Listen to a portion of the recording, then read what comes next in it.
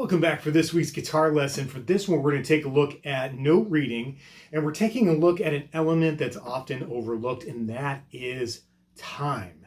And so when you're learning how to read music, time is a huge part of that, and it's not often emphasized as much as it should be. So in the Missing Method for Guitar Note Reading Series Book 1, I have several practices where you just focus in on rhythm. And the first one we have is on page 13 of that book.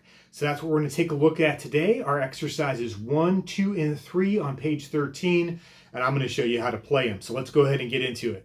All right, so for these exercises, they're written out in essentially snare drum music.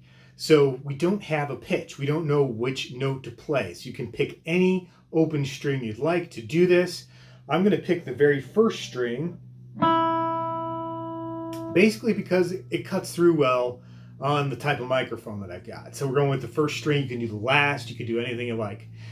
So what we're going to do is you're going to count the beat out loud while you're playing the rhythm, which raises the question, what is the difference between beat and rhythm? And rhythm is what you're actually playing. So the rhythm is how long or how short each one of the notes is held out for. The beat is the underlying current, kind of like a heartbeat.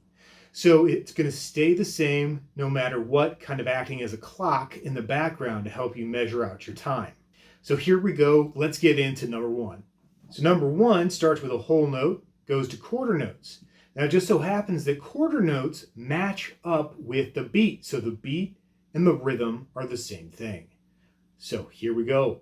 We have 1, 2, 3, 4. 1, 2, 3, 4. 1, 2, 3, 4. 1, 2, 3, 4. 1, 2, 3, 4. 1, 2, 3, 4. 1, 2, 3, 4. 1, 2, 3, 4. 1, 2, 3, 4. All right, and that's how you'll want to practice it. Actually say that time. Now, another element that you could include is to tap your foot as you're playing those. So that way your foot is tapping with the beat, not the rhythm. So your foot's going 1, 2, 3, 4 while you're playing the notes. So that's something you definitely want to get used to doing, separating the beat from the rhythm, knowing the difference and playing them. All right, let's go ahead and move on to exercise number 2.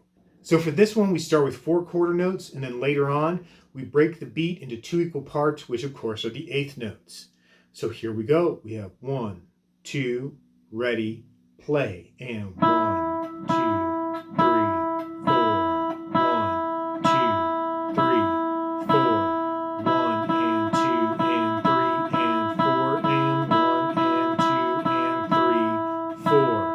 1 and 2 and 3 and 4 and 1, 2, 3 and 4 and 1 and 2 and 3 and 4 and 1, 2 and 3, 4 and off.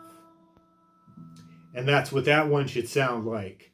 So again, counting out loud, saying the beat, playing the rhythm. And then one more, we'll go on to number 3, which mixes up a bunch of these, giving you more practice with both beat and rhythm. So here we go on to exercise 3. We have 1, 2, 3, 4. 1, 2, 3, 4. 1, 2, 3, 4. 1, 2, 3, 4. 1 and 2 and 3 and 4 and 1, 2, 3 and 4. 1, 2 and 3, 4. 1, 2, 3, 4 and 1, 2, 3, 4 and 1 and 2 and 3 and 4 and 1, 2, 3 and 4. 1 and 2 and 3, 4. 1, 2, 3, 4. And there you have it. Hopefully that helps you out if you're a little confused on what to do on that page, or if you're just looking to get this book and not sure what's in it. Hopefully this gives you some idea. There's a lot of ways of practicing note reading, and you'll find them in the Missing Method for Guitar Note Reading Series Book 1. So check that out at themissingmethod.com if you don't already have a copy, and I will see you for the next lesson.